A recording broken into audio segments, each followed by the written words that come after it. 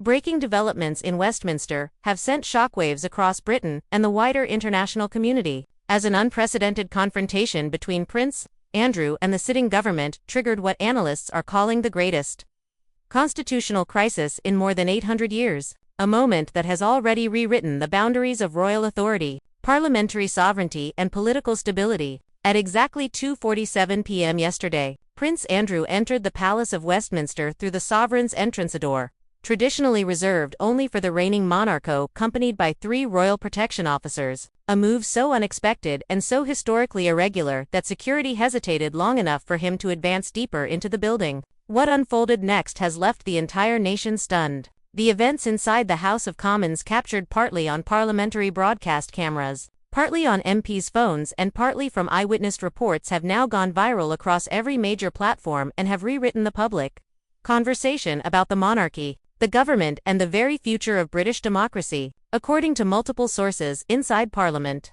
Prime Minister Keir Starmer was physically removed from the chamber by armed officers, his own protection team, while Prince Andrew demanded the floor, holding a red folder marked classified that he claimed contained evidence capable of destroying the Labour government. To understand how the situation escalated to this breaking point, we must rewind to the critical decision made 3 days earlier. Starmer's government passed legislation without public announcement, without ceremony, and with almost no media coverage, effectively stripping Prince Andrew of his remaining royal privileges, including his Windsor residence, his official security detail, and his remaining ceremonial associations. For many observers, it was a harsh but unsurprising move given recent controversies, but palace insiders now reveal that this action pushed Andrew into what he described privately as a fight for his survival. And, as later events would show, he had been preparing for weeks, gathering classified documents, internal messages, confidential communications, and financial records material he believed proved senior Labour ministers had accepted millions in foreign-linked donations. According to sources inside MI5, Andrew did not act alone. He received support from a discreet network of former intelligence operatives, still loyal to the Crown, an informal group known among insiders as the Sovereigns, individuals embedded across government departments, retaining top-secret clearance, and believing that Starmer's administration represented a direct threat to British sovereignty.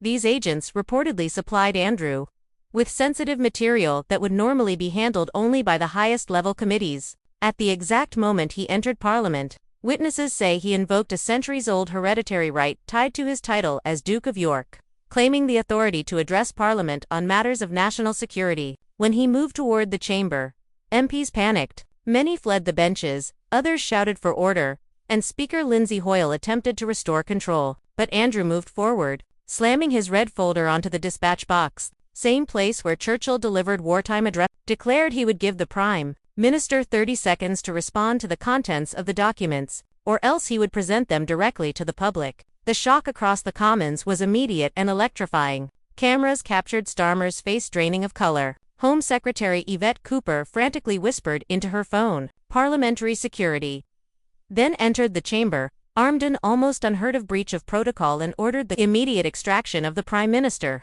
In a moment that has now been watched more than 89 million times in 24 hours, Starmer was surrounded, lifted off his feet, and rushed out through the side entrance as MPs watched in stunned silence. Meanwhile, outside the halls of power, the country is already in the grip of severe social strain. Reports emerged of British veterans, men and women who served the country in conflicts abroad, now sleeping rough due to missed benefit appointments or rising energy costs. One such case, James Morrison, a 73-year-old Falklands veteran from Birmingham, was evicted from his council home and now sleeps under Waterloo Bridge. His story highlights a deep and growing sense of injustice. While foreign arrivals receive housing, meals, legal support and hotel accommodation costing taxpayers hundreds of pounds per night, elderly British citizens struggle to heat their homes. In Newcastle, 81-year-old Dorothy Patterson collapsed from hypothermia because she could not afford a heating bill that had tripled under current government policy. Stories like hers are fueling a tidal wave of public anger,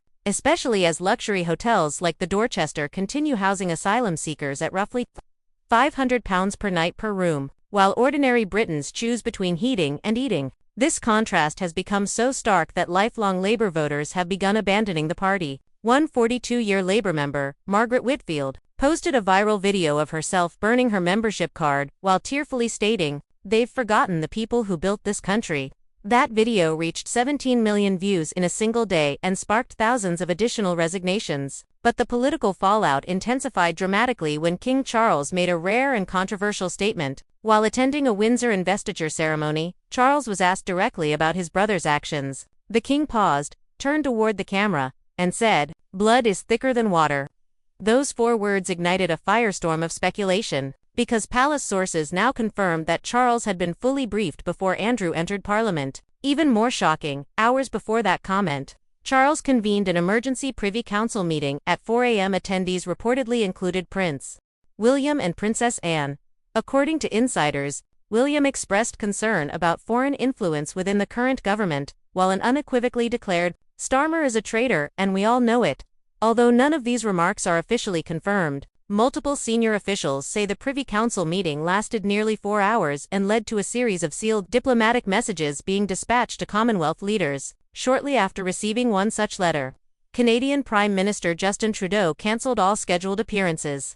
While Australia's Prime Minister convened an emergency cabinet session, attention then turned back to the contents of Andrew's folder. Sources claim the documents include material from royal archives that the government believed had been destroyed. Allegations range from Labour ministers meeting with Chinese intelligence officers to offshore payments routed through encrypted channels. One section of the dossier, page 47, is said to contain photographs showing Angela Rayner entering the Chinese embassy at 3 a.m., David Lammy accepting an envelope from a Russian oligarch, and Rachel Reeves authorizing a £50 million transfer to an untraceable crypto wallet. If verified, these allegations could constitute acts of national betrayal. Scotland Yard's counter-terrorism unit has already opened 17 separate investigations based on Andrew's evidence. The financial markets responded with brutal speed. Within 20 minutes of the news breaking, the pound dropped 3%, the FTSE fell 400 points, and investors withdrew £12 billion